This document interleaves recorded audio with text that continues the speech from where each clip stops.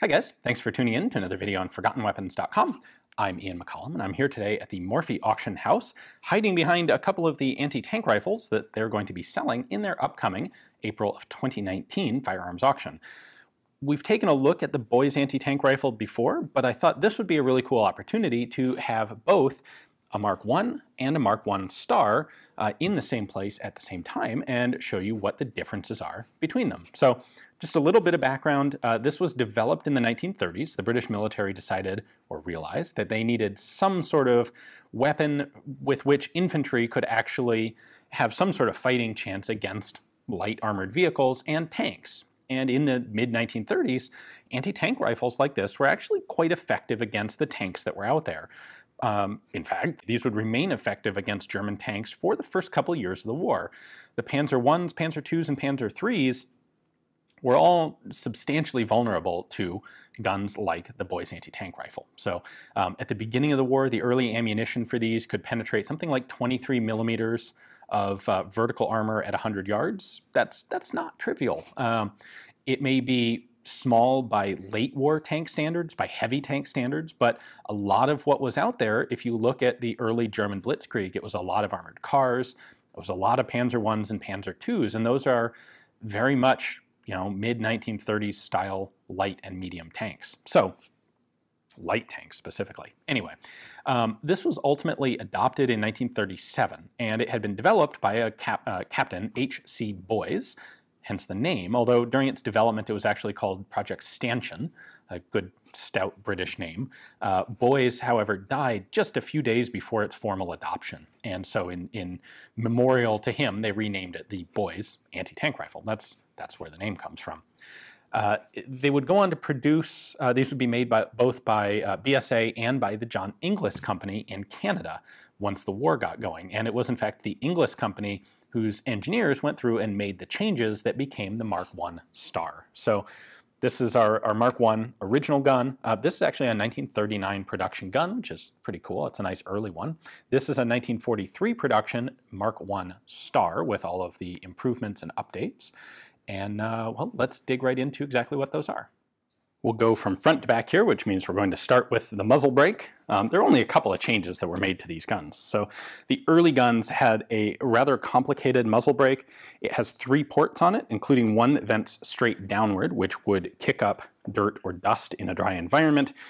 This actually, you can see the screws here on the front, this had to be disassembled and cleaned as part of maintenance procedure for the gun, which was kind of annoying, and it was an expensive part to make. So this was a prime candidate for improvement, and the Inglis engineers came up with a brake apparently modeled after the Lotte L39 anti-tank gun, a harmonica style brake. It was much simpler and cheaper to manufacture, didn't have to be disassembled, didn't have to go through any special cleaning process, and was just more effective overall. Didn't kick up dirt, did actually cut recoil impulse slightly better.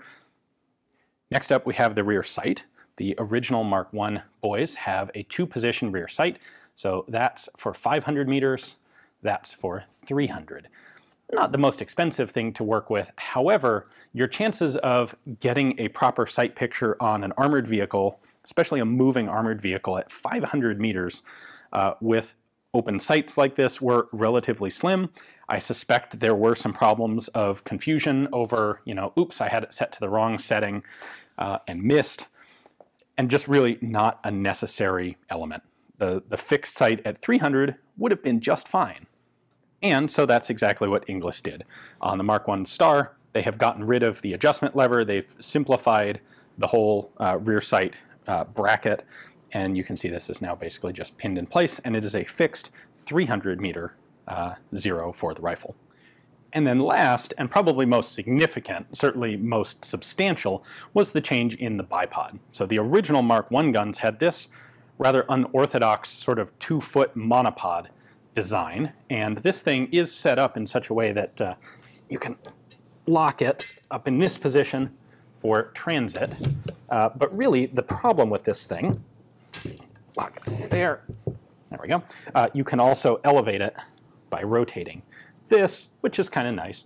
The problem, I think, was primarily that these feet are relatively close together, and it's a relatively tall bipod, and this was not as stable as people would have liked. And so Inglis's solution was this much more orthodox style of bipod. You'll notice that the feet are spread wider. That makes the whole gun more stable, and it's a cheaper part to make. Instead of having the more complicated machining operations, the bipod length is now fixed. You don't have to have the screw cams built in. And this does still allow a bit of side-to-side yaw, and you can pivot this. In fact, both of these bipods pivot a full 360 degrees around. I realize that I'm skipping over a lot of kind of basic fundamental material on the boy's rifle. However, I do have a previous video on all that basic, how it works, how it's put together. So if you're curious, I would recommend checking out that video at the end of this one.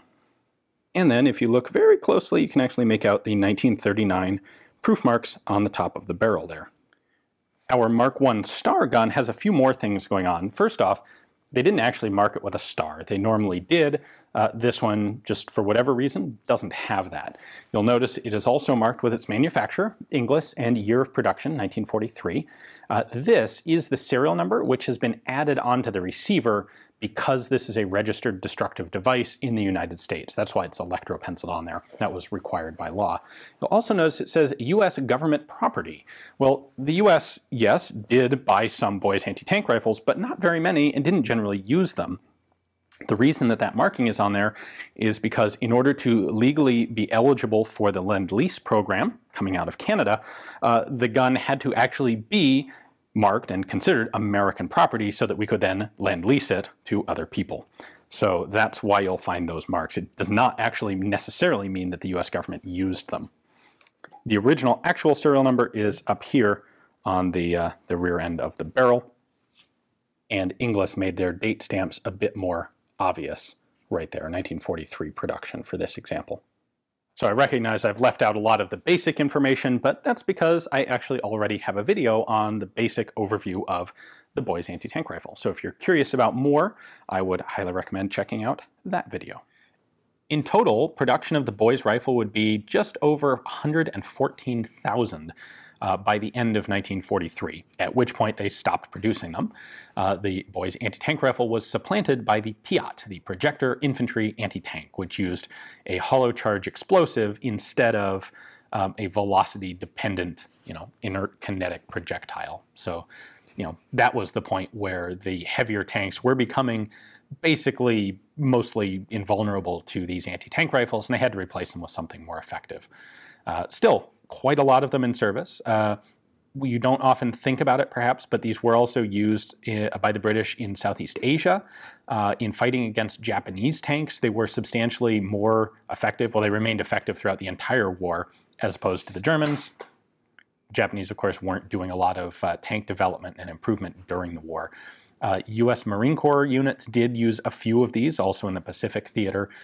Some of them were sent to Finland, sold to Finland.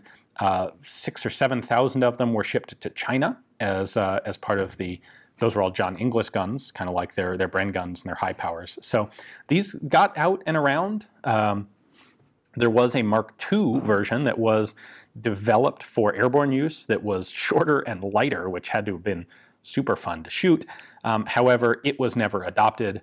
The PIAT was adopted in its place, and just as well, that Mark II gun would have been difficult to use in combat, I suspect. So hopefully you enjoyed the video, enjoyed getting a chance to take a look at these side by side and see what the differences are. If you would like either one of them, they are both coming up for sale here at Morphy's.